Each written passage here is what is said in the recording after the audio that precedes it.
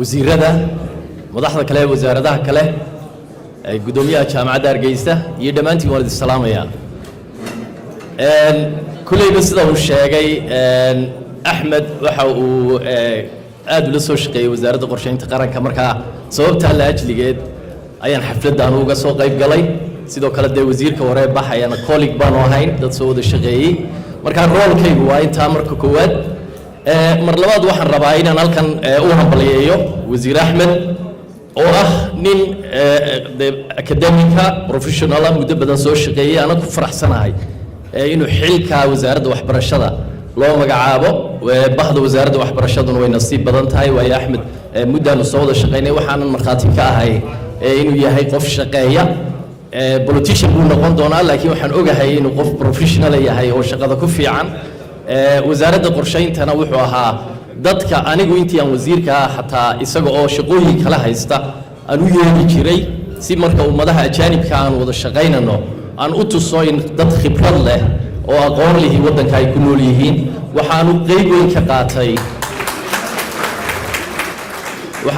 weyn ka qaatay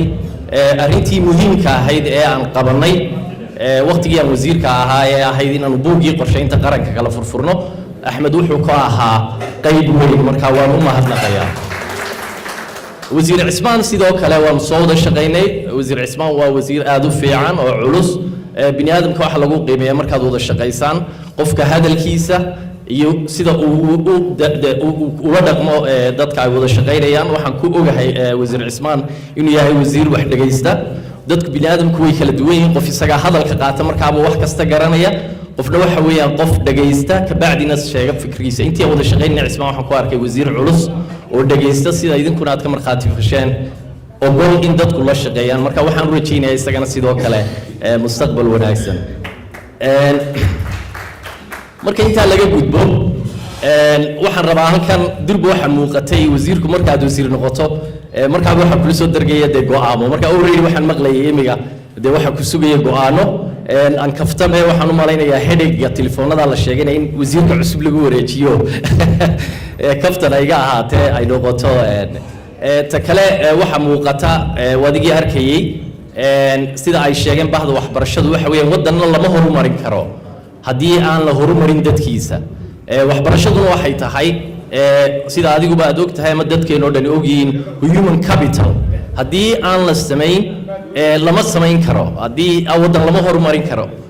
waad soo dejin kartaa wax kasta laakiin haddaan ahayn mashiinkii dhaqaajinaya oo dadka ah ma horumarin kartid wadan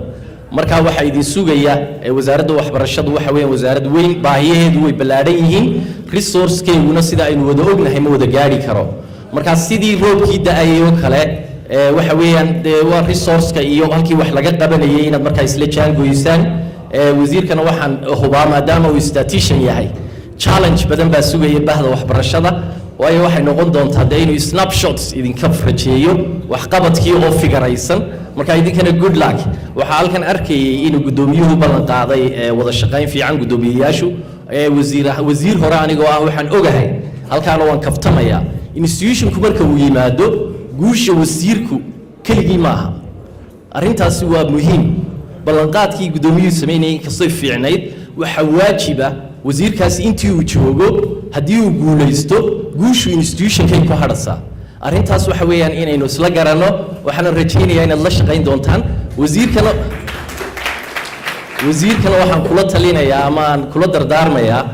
kulley marka institution wasiiradu ku soo wareegaan ama maamulku waxa muhiima dadka hore u joogay inaad faith ama aad ogolaato inay yihiin dad capacity leh kabacdina aad markaa kabacdi de wada shaqayntiina halkaa ka bilowdaan waxaan kuu rajeynayaa guul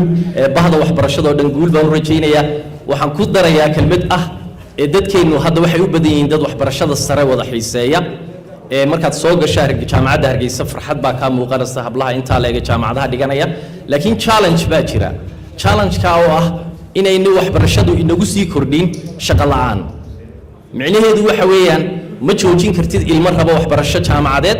xaqna uma lihid inaad jaamacadda ka joojiso ama tidhaahdo business studies ma baran kartid ama journalism ma baran kartid laakiin challenge-keenu waxa weeyaan sidee la iskula jaangoyn karaa baahida wadanku u baahan yahay wax la barto